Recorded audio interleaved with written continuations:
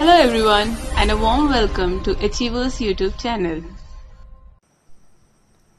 A very good morning guys. I hope you are doing well. स्वागत है सभी का अचीवर्स के यूट्यूब चैनल पर। तो कैसे हो दोस्तों? मैं आशा करता हूँ कि शानदार तरीके से आप लोग अपनी लाइफ को एंजॉय कर रहे हो, अपने सेहत, फैमिली और पढ़ाई का ध्यान काफ़ी अच्छी तरीके से रख रहे हो।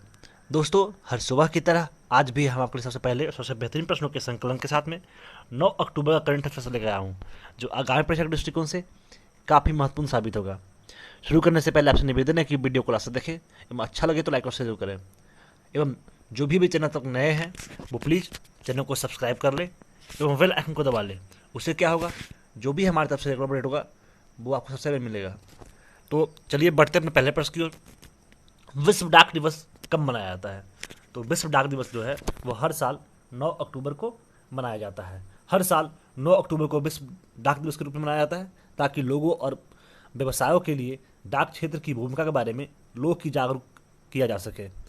1874 में वर्न स्विट्जरलैंड में यूनिवर्सल पोस्टल यूनियन की स्थापना हुई और 1969 में टोक्यो जापान में यूनिवर्सल पोस्टल यूनियन कांग्रेस द्वारा विश्व डाक दिवस घोषित किया गया था। ठीक है, तो विश्व डाक दिवस कब मनाया जाता है?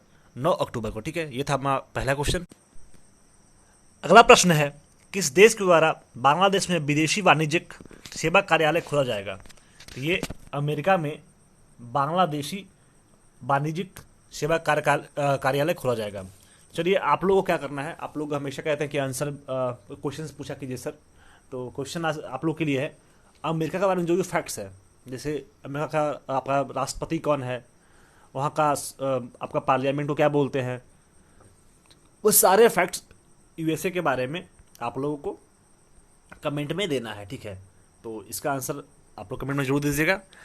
अब अगला क्वेश्चन देखते हैं। T20 क्रिकेट में 9000 रन तक पहुंचने वाले भारत के पहले बल्लेबाज कौन बने?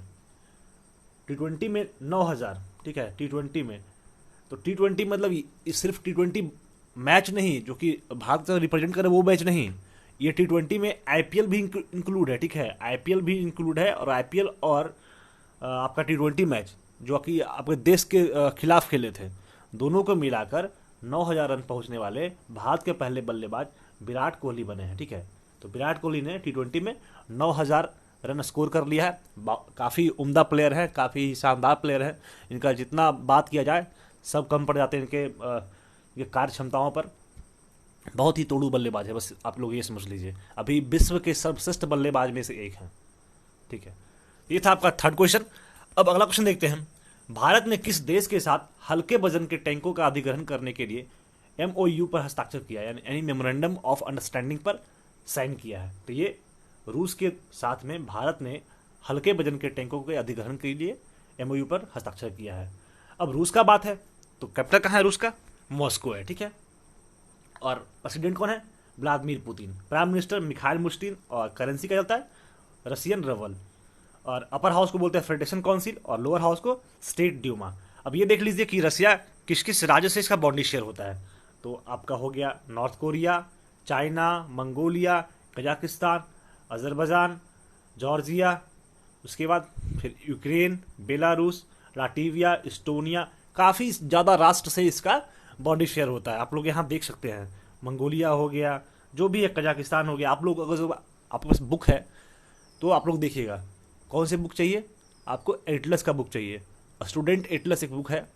अगर जो आप लोग के पास नहीं है तो वो आप ज़रूर ले लीजिए। आपको अगर जो कोई भी ज्योग्राफी का कोई वर्ल्ड ज्योग्राफी पढ़ना है या इंडियन ज्योग्राफी पढ़ना है, तो अगर जो आप एटलस ज्योग्राफी के थ्रू पढ़ते हो तो आपको काफ़ी सहूलियत मिलने वाला है। बुक का क्या नाम है? Student Atlas. ठीक है, ऑक्सफोर्ड का आता है। तो आप लोग जिसके पास नहीं है, जिसके पास है तो वो तो काफ़ी सही बात है, जिसके पास नहीं है उनसे रिक्वेस्ट है कि जाकर जल्दी से बुक ले लीजिए, आपको काफ़ी मदद मिलने वाला है। कौन सा कंट्री किससे लैंड कनेक्ट कर रहा है, कहाँ पे कौन से रिवर है, क्या है, सारा कुछ अच्छी तरीके से वहाँ पे दिया हुआ है। आप लोग काफ़ी मज़ा आने वाला है उससे पढ़ने में। तो जो लोग भी नहीं जिनके पास है तो बोलो जाके ले लीजिए। ये था आपका रसिया के बारे में फैक्ट्स। अब अगला क्वेश्चन देखते हैं। ड्रूज के ब्रांड एम्बेसडर के रूप में किसे नियुक्त किया गया है? तो ड्रूज के ब्रांड एम्बेसडर के रूप में करीना कपूर जी को नियुक्त किया गया। ड्रूज जो है एक सॉफ्टवेयर टेक्नोलॉजी का आपका कुछ है जो कंप्यूटर सॉफ्टवेयर का काम करता है। तो इसके एम्बेसडर के रूप में करीना कपूर को नियुक्त किया गया है। अब अगला क्वेश्चन देखते हैं। भारतीय सांकेतिक भाषा अनुसंधान और प्रशिक्षण केंद्र ने शैक्षणिक सामग्री को भारतीय सांकेतिक भाषा में परिवर्तित करने के लिए किस संगठन के साथ समझौता ज्ञापन पर हस्ताक्षर किया है? तो एनसीईआरटी के साथ में मेमोरेंडम ऑफ अंडरस्टैंडिंग पर साइन किया है। अब एनसीईआरटी का बात है तो एनसीईआरटी से जो फायदा होते हैं, एनसीईआरटी प्लस फॉर्म क्या होता है? National council of educational research and training. इसका डायरेक्टर कौन है? हरुसिख सेन्नेपैटी, ठीक है। प्रेसिडेंट है रमेश पोखरियाल और हेडक्वार्टर्स का है न्यू दिल्ली में। फॉन्ड कब किया गया था? 1961 में। और फाउंडर कौन है? तो ये हमारे देश के गवर्नमेंट ऑफ इंडिया। ये था आपका एनसीईआरटी के बारे में। अब अगला क्वेश्चन देख लेते हैं। The very extremely most naughty assure tales for kids नामक शीर्षक बच्चे की पुस्तक किसने लिखी है? तो ये आनंद नीलकांतन के द्वारा ये बुक लिखा गया है। आप लोग यहाँ पे देख लीजिए, ये बुक है आपका the very extremely most naughty assure tales. तो ये आनंद नीलकांतन के द्वारा ये बुक लिखा गया है, ठीक है। अब अगला क्वेश्चन देख लेते हैं। हाल ही में अमेरिका के किस मशहूर सिंगर का 80 वर्ष की उम्र में निधन हो गया?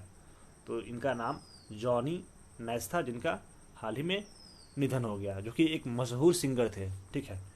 अब अगला क्वेश्चन देख लेते हैं। हाल ही में किस देश ने हाइपरसोनिक क्रूज मिसाइल जिरकॉन का सफल परीक्षण किया है? तो जिरकॉन का जो सफल परीक्षण किया है वो कंट्री रसिया है, ठीक है। और रसिया के बारे में हम ऊपर बात कर चुके हैं, तो फिर से एक बार और बात करना सही चीज़ नहीं है। तो अब अगला क्वेश्चन देख लेते हैं। इसी में जो फैक्ट्स और देख लेते हैं। रूस ने हाइपरसोनिक क्रूज मिसाइल जिरकॉन का सफल परीक्षण किया है। रूस के रक्षा मंत्रालय ने बताया है कि इस मिसाइल का परीक्षण बैरेंट सागर में किया गया है, ठीक है। ये था आपका 9th क्वेश्चन। अगला क्वेश्चन देखते हैं।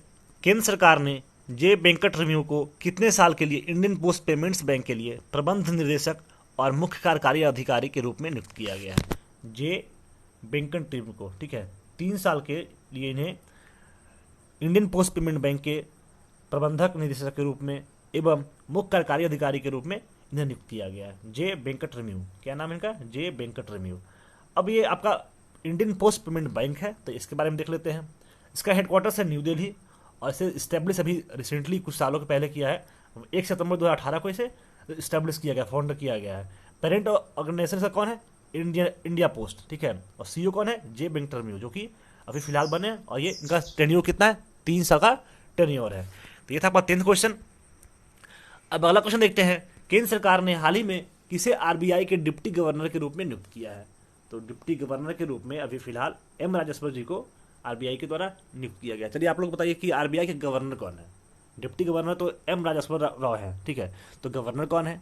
और आरबीआई के बारे में फैक्ट्स आप लोग को बताना है कि आरबीआई कब इस्टेब्लिश हुआ, जो भी है उसके बारे में, हेडक्वार्टर्स कहाँ है, सारे फैक्ट्स आप लोग को बताना है। नेशनलाइज कब किया गया, वो सारे फैक्ट्स बताना है आपको। मैं पहले बात कर चुका हूँ, तो आप लोग से रिक्वेस्ट है कि जो भी मैं बताया हूँ आप लोगों को जो याद है रिकॉल कीजिएगा, उसके बाद इसका आंसर ज़रूर लिखिएगा।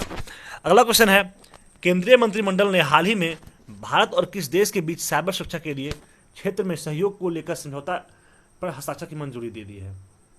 ये जापान के द्वारा भारत साइबर सुरक्षा के लिए क्षेत्रों में सहयोग को लेकर समझौते पर हस्ताक्षर की मंजूरी दिया गया है। केंद्रीय मंत्रिमंडल ने हाल ही में भारत और जापान के बीच साइबर सुरक्षा के क्षेत्र में सहयोग को लेकर समझौते पर हस्ताक्षर की मंजूरी दिया है। जापान की राजधानी कहाँ है? टोक्यो है। कहाँ है? टोक्यो। तो ये इंपॉर्टेंट था। और बाकी मैं कल बात कर चुका जापान का, तो हर दिन एक ही मैटर पे बात करना सही नहीं है, ठीक है। तो अगला क्वेश्चन देखते हैं हम लोग। अगला प्रश्न देखते हैं। 2020 का साहित्य का नोबेल पुरस्कार किसे देने की घोषणा की गई है? तो इन्हें लुईस ग्लुक जी हैं, जिन्हें साहित्य के नोबेल पुरस्कार देने की घोषणा किया गया है। जो लुईस ग्लुक है, ये स्वीडिश एकेडमी पुरस्कार इन्हें इसलिए दिया गया है क्योंकि उनकी ये जो है एक कवि है, कवित्री है, ठीक है। और उनकी बेमिसाल काव्यात्मक आवाज़ के लिए इन्हें यह सम्मान देने का घोषणा किया गया है। लुईस ग्लुक, जिन्हें साहित्य के नोबेल पुरस्कार से सम्मानित किया गया है। अब अगला प्रश्न देखते हैं, और इसमें आप लोग को ये भी बताना है, मैं हर दिन पूछूंगा, जिस दिन भी आपको मिलेगा नोबेल शांति पुरस्कार मिलेगा, नोबेल पुरस्कार मिलेगा, जो भी नोबेल का, फिजिक्स का, केमिस्ट्री का, मेडिसिन का, तो अभी 3 मिल चुका है। फिजिक्स मिला है, मेडिसिन मिला है, केमिस्ट्री मिला है। तो आपको तीनों का कमेंट में आंसर देना है, ठीक है, कि फिजिक्स में किनको मिला है, मेडिसिन में किनको मिला है और केमिस्ट्री में किनको मिला है। मैं आपको याद दिला देने वाला हूं, अगर जो आप लोग कमेंट में हर दिन आंसर कीजिएगा ना, तो आपको ज़रूर याद हो जाएगा और आने वाली परीक्षाओं में आप लोग उसका अगर जो इससे नोबेल से क्वेश्चंस आएंगे तो आप बिल्कुल सही कीजिएगा, ठीक है। तो आपको आज पूरे तीनों का फिजिक्स, केमिस्ट्री और मेडिसिन, ये तो आपका हो गया, साहित्य वाला हो गया, तो साहित्य वाला तो आज मैं बता ही दे रहा हूँ। जो 3 शेष बचे हैं उसका भी आपको कमेंट में लिखना है। बहुत सारे लोग, मैं क्वेश्चंस पूछता हूँ तो ऊपर ऊपर का जो क्वेश्चन, जो आपका क्वेश्चन नंबर डे होता है उसका आंसर दे देते हैं, 1-2 क्वेश्चन का दे देते हैं, लेकिन जो अंदर का क्वेश्चन और भी होता है, जैसे कल मैं पूछा था आपका नोबेल का पुरस्कार वाला, तो बहुत कम लोग उसका आंसर दे पाए थे। तो आप लोग से रिक्वेस्ट है कि जितने सारे मैं क्वेश्चन पूछता हूँ तो थोड़ा सा आप लोग नोट डाउन कर लो और लास्ट में सारे क्वेश्चन का आंसर दे दिया करो, नहीं तो बीच में वीडियो पॉज कर दो, वहाँ पे वीडियो आंसर दे दिया करो। तो जैसे भी हो आंसर दिया करो। तो ये था आपका 13वां क्वेश्चन, और आप लोगों को क्या करना है, कमेंट में आंसर करना है नोबेल का पुरस्कार के बारे में, जो 3 पुरस्कार मिला है, ठीक है। अब अगला क्वेश्चन देखते हैं, साहित्य के क्षेत्र में ओडिशा का प्रतिष्ठित सरला पुरस्कार किसे दिया गया है। ये सरला पुरस्कार जो है वो ओडिशा के प्रतिष्ठित पुरस्कार है, जो कि नित्यानंद नायक जी को दिया गया। ये साहित्य के क्षेत्र में ओडिशा का प्रतिष्ठित सरला पुरस्कार है, ठीक है। अब अगला क्वेश्चन देखते हैं, हाल ही में किस देश के प्रधानमंत्री ने इस्तीफा दे दिया है। तो ये कुवैत के प्रधानमंत्री ने हाल ही में इस्तीफा दे दिया है, और कुवैत का राजधानी कहाँ है, कुवैत सिटी है। और इसके बारे में मैं कल बात कर चुका हूँ, तो आपको क्या करना है, कुवैत के बारे में, कुवैत किस किस राज्य से बाउंड्री शेयर करता है, उसके बारे में आप लोगों को कमेंट में आंसर करना है। मैं बहुत सारे क्वेश्चन पूछ लिया हूँ, आपको सारे क्वेश्चंस का आंसर देना है, और जो व्यक्ति का सारा क्वेश्चंस का आंसर देंगे उन्हीं लोग का मैं नाम बोल पाऊंगा, ठीक है। वैसे लोग माफ़ कीजिएगा, जो पूरा आंसर नहीं करते हैं मैं उनका नाम नहीं ले पाऊंगा, जो पूरा आंसर करते हैं उनका ही मैं नाम ले पाऊंगा, क्योंकि उनका मेहनत काफ़ी सार्थक है, काफ़ी वो मेहनत कर रहे हैं, तो वो डिजर्व करते हैं कि मैं उनका नाम लूँ, ठीक है। अब मूव करते हैं क्वेश्चन द लास्ट डे, जो क्वेश्चन आप लोग से कल पूछा गया था। क्वेश्चन है, सिटवे बंदरगाह निम्नलिखित में से किस देश में स्थित है। तो इसका आंसर म्यांमार है, और इसका आंसर काफ़ी अच्छी तरीके से दिया गया है, तो मैं उनका नाम बताता हूँ। आज मैं 2 लोग का नाम लूँगा, एक है रिया अंजलि जी और एक है रिया रियांजलि जी। ये 2 अलग अलग लोग हैं, ठीक है। इन दोनों के द्वारा आंसर किया गया है, और इन दोनों के आंसर में कुछ कुछ मिसिंग है, इसलिए मैं दोनों का आंसर लेना मुझे पड़ा है। मेरा क्वेश्चन था आपका अश्विन भाटिया के बारे में, जो एसबीआई के आपके डायरेक्टर के रूप में नियुक्त किया गया है, ठीक है। तो ये इसके पहले आपके थे अश्विन भाटिया, ठीक है। अभी है दिनेश कुमार खारा, ठीक है। तो ये इन्होंने ये आंसर दिया था। फिर मैं पूछा था नोबेल का आपका मेडिसिन विभाग में कौन से, किन्हें मतलब पुरस्कार से सम्मानित किया गया है, और केमिस्ट्री में किसे सम्मानित किया गया, क्योंकि ये दोनों का भी इन्होंने काफ़ी अच्छे से आंसर किया है। लेकिन जो क्वेश्चन ऑफ द डे था, सिटवे बंदरगाह के बारे में था, उसका आंसर इनके द्वारा अच्छी तरीके से नहीं किया गया, मतलब उसका आंसर इन्होंने नहीं दिया, भूल गई होंगी मे भी। तो इसका आंसर आपके रिया रियांजलि जी द्वारा काफ़ी अच्छी तरीके से दिया गया है। आपके जो सिटवे बंदरगाह है वो म्यांमार में है, और फिर म्यांमार से जुड़े जो भी होता है फैक्ट इन्होंने अच्छी तरीके से दिया है। तो आप लोग इसको एक बार देख सकते हैं, रिव्यू कर सकते हैं। तो आप दोनों को भगवान खूब सारी शक्ति दे, खूब सारी ऊर्जा दे, ताकि आप अपने लक्ष्य को जल्दी से जल्दी प्राप्त कर सको। एवं हाँ, आप लोग से भी रिक्वेस्ट है कि सारे क्वेश्चन का आंसर प्रॉपर वे में दिया कीजिए। 1-2 क्वेश्चन का मिसिंग जो होता है वो छोड़िए मत, तो ध्यान दे लीजिए और अच्छी तरीके से आंसर दे दिया कीजिए, ठीक है।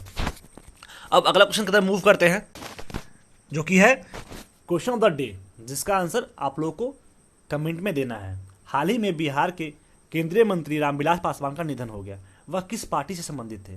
भगवान इनकी आत्मा को शांति दे। इनका जो डेथ हुआ है वो कल रात में ही लगभग 7-8 बजे के आसपास में इनका डेथ हो गया है, तो भगवान की आत्मा को शांति दे। चलिए, इसका आंसर आप लोग कमेंट में ज़रूर दीजिएगा, ये किस पार्टी से संबंधित है। यदि आप जीके, जीएस या स्टैटिक के कोई भी विषय का फ्री स्टडी मटेरियल पढ़ना चाहते हैं तो हमारे वेबसाइट पर ज़रूर विजिट करें, जिसका लिंक नीचे डिस्क्रिप्शन में दिया हुआ है। साथ ही साथ जीके, जीएस, करंट अफेयर्स की डेली क्यूज़ के लिए हमारे टेलीग्राम ग्रुप को ज्वाइन करें। आज के पीडीएफ के लिए हमारे ऑफिशियल टेलीग्राम चैनल को सब्सक्राइब करें, इसका भी लिंक नीचे डिस्क्रिप्शन में दिया हुआ है। आप लोग पढ़ते रहें, घर पे रहें, सुरक्षित रहें, और यदि वीडियो अच्छा लगे तो लाइक कर दें और इसे अपने सगे संबंधियों, दोस्तों में शेयर करें। और यदि आप हमारे चैनल पर नए हैं तो चैनल को सब्सक्राइब कर लें। वीडियो में अंत तक बने रहने के लिए बहुत बहुत धन्यवाद। मिलते हैं आपसे अगले दिन। जय हिंद।